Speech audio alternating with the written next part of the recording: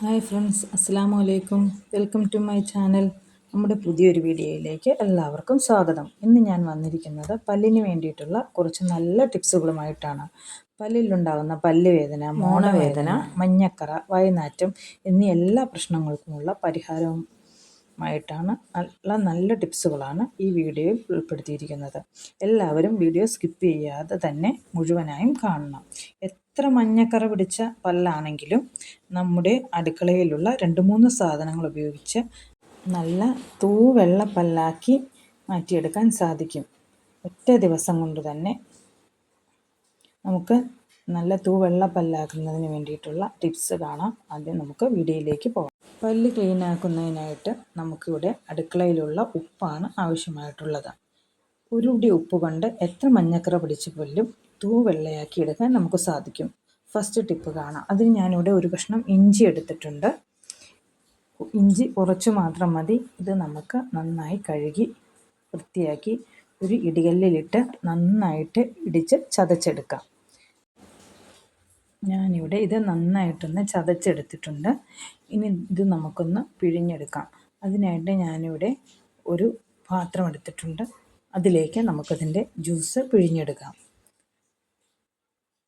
നന്നായിട്ടൊന്ന് പിഴിഞ്ഞെടുത്ത ശേഷം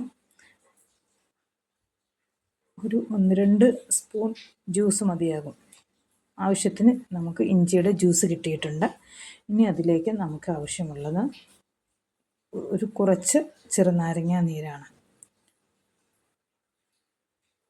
നന്നായിട്ട് ചെറുനാരങ്ങ നീര് പിഴിഞ്ഞെടുത്ത് പിന്നെ അതിലേക്ക് ആവശ്യമുള്ളത് നമുക്ക് കുറച്ച് ഉപ്പ് കൂടിയാണ്. നമ്മുടെ മെയിൻ താരമായ ഉപ്പാണ് അതിലേക്ക് ആവശ്യം. ഉപ്പും ചേർത്ത് നന്നായിട്ട് ഇളക്കിയെടുത്ത ശേഷം നമുക്കതിലേക്ക് കുറച്ച് പേസ്റ്റ് കൂടി ചേർക്കാം. പേസ്റ്റ് കൂടി ചേർത്ത് നന്നായിട്ട് മിക്സ് ചെയ്തെടുത്തു കഴിഞ്ഞാൽ നമ്മുടെ മഞ്ഞക്കറ മാറുന്നതിനുള്ള സൊല്യൂഷൻ ഇവിടെ റെഡി ആയിട്ടുണ്ട്. ഇത് നമുക്ക് ഇതേപോലെ തന്നെ നമ്മുടെ പല്ലിലേക്ക് അപ്ലൈ ചെയ്ത് കഴിഞ്ഞാൽ നമുക്ക് പല്ലിലെ മഞ്ഞക്കറയൊക്കെ ഈസി ആയിട്ട് മാറ്റാൻ സാധിക്കും. ഇനി നമുക്ക് അടുത്ത ടിപ്സ് കാണാം. അതിനായി ഞാൻ ഇവിടെ ഒരു ബൗൾ എടുത്തിട്ടുണ്ട്. അതിലേക്ക് 1 സ്പൂൺ മഞ്ഞൾപ്പൊടി ഇട്ട് കൊടുക്കാം. പിന്നെ അതിലേക്ക് ആവശ്യം കുറച്ച് ഉപ്പ് കൂടിയാണ്. ഇത് രണ്ടും ചേർത്തതിന് ശേഷം പിന്നെ കുറച്ച് ചെറുനാരങ്ങ നീര് കൂടി നമുക്ക് ചേർത്ത് കൊടുക്കാം. മഞ്ഞൾപ്പൊടി ചേർത്ത് കഴിഞ്ഞാൽ എല്ലാവരും വിചാരിക്കും പല്ല് മഞ്ഞ കളറായി പോകുമെന്ന്. അതൊന്നും സംഭവിക്കില്ല. നമുക്ക് ഇത് എല്ലാ പ്രായക്കാർക്കും ഉപയോഗിക്കാവുന്നതാണ്. ഇനി നമ്മൾ ഹോസ്പിറ്റലിലൊന്നും പോയി പൈസ കളയുകയൊന്നും വേണ്ട.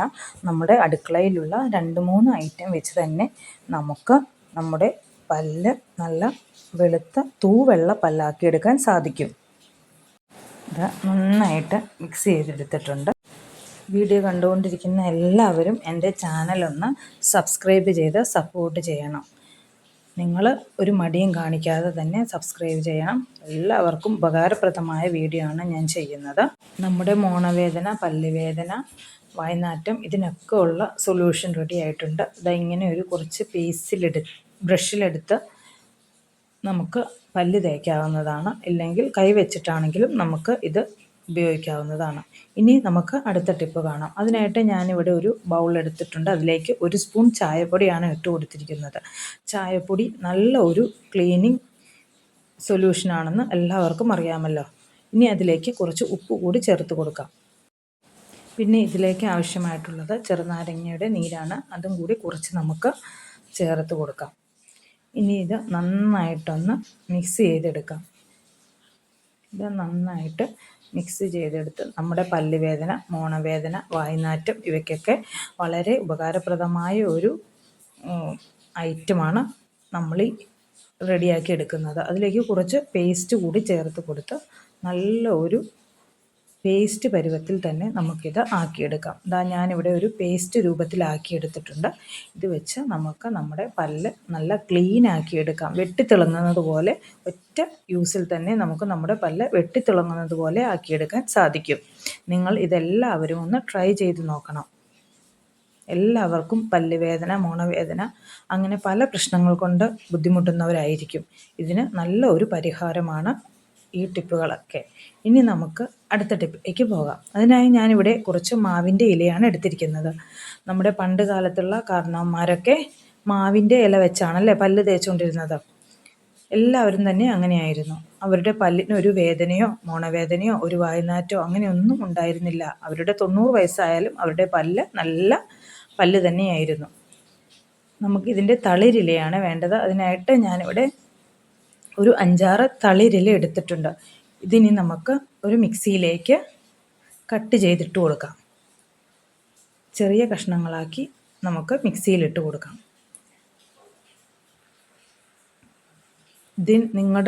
നിങ്ങൾക്ക് മാവില കിട്ടിയില്ലെങ്കിൽ കുറച്ച് പേരകത്തിൻ്റെ ഇലയാണെങ്കിലും കുഴപ്പമില്ല.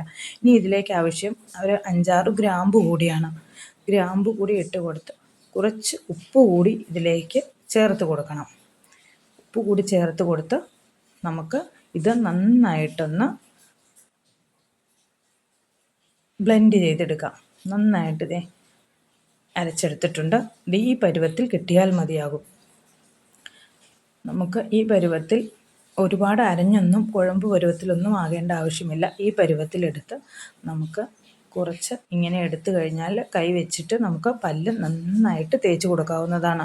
കൊച്ചു കുട്ടികൾക്ക് മുതൽ പ്രായമായവർക്ക് വരെ ഇത് ഉപയോഗിക്കാവുന്നതാണ്. ഇതിൽ ഒരു സൈഡ് എഫക്റ്റുമില്ല, കെമിക്കലൊന്നും ചേർന്നിട്ടുമില്ല. ഇത് നമ്മൾ ഡെയിലി ഉപയോഗിക്കുകയാണെങ്കിൽ നമുക്ക് നല്ല വെളുത്ത് തുടുത്ത പല്ല് ആക്കി മാറ്റിയെടുക്കാൻ സാധിക്കും നമ്മുടെ പല്ല്. നിങ്ങൾക്ക് ഇതിലേതെങ്കിലുമൊക്കെ ടിപ്സ് നിങ്ങൾക്ക് ഇഷ്ടപ്പെടുകയാണെങ്കിൽ എല്ലാവരും ഒന്ന് ലൈക്കും കമൻറ്റും ചെയ്യണം. വീണ്ടും പുതിയൊരു വീഡിയോയുമായി കാണാം. Thank you.